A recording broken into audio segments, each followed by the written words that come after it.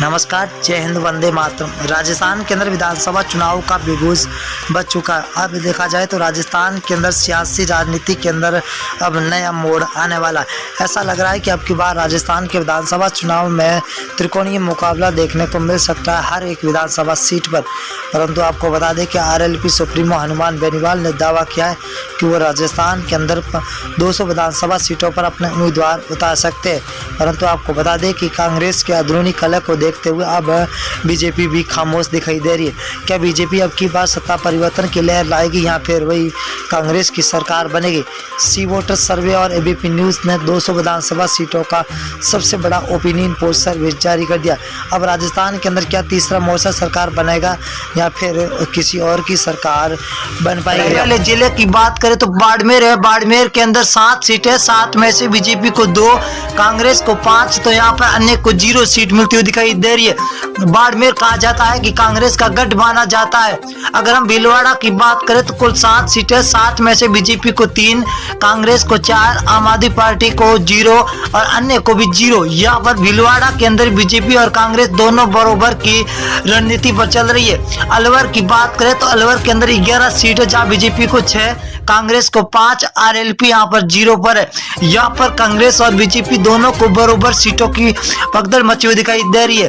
अगर हम जयपुर की बात करें तो जयपुर के अंदर 19 सीटें, 19 में से बीजेपी को 8, कांग्रेस को 11, तो आरएलपी यहाँ पर 0 पर है।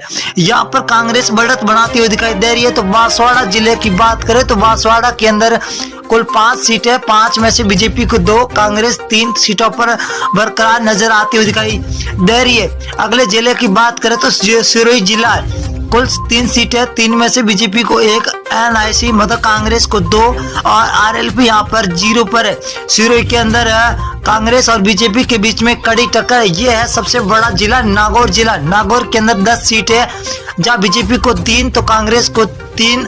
यहाँ पर आरएलपी पार्टी हनुमान बेनीवाल 5 सीटों के साथ सबसे आगे चलते हुए दिखाई दे रहे। अगर हम डूंगरगढ़ की बात करें तो डूंगरगढ़ जिले के अंदर कुल 4 सीटें, यहाँ पर बीजेपी को 1 तो कांग्रेस को 3 सीटें मिलती हुई दिखाई दे रही है। आरएलपी यहाँ पर 0 है।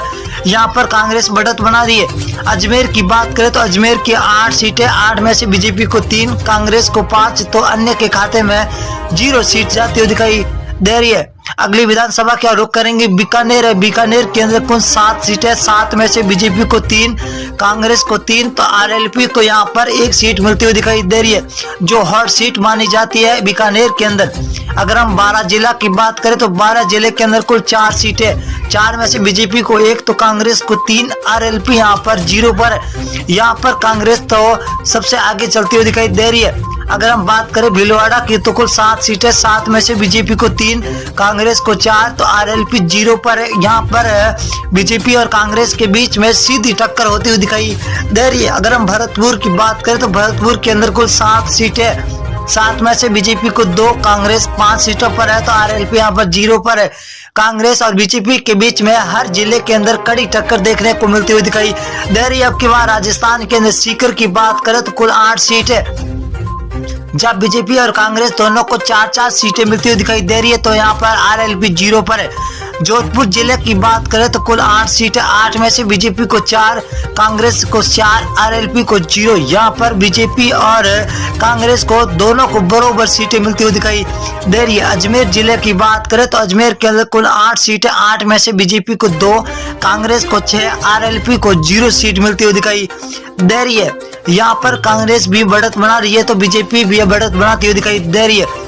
अगर हम बूंदी जिले की बात करें तो बूंदी के अंदर कुल 3 सीटें, जहाँ बीजेपी को 2, कांग्रेस को 1, तो आरएलपी को 0 सीट मिलती हुई दिखाई दे रही है।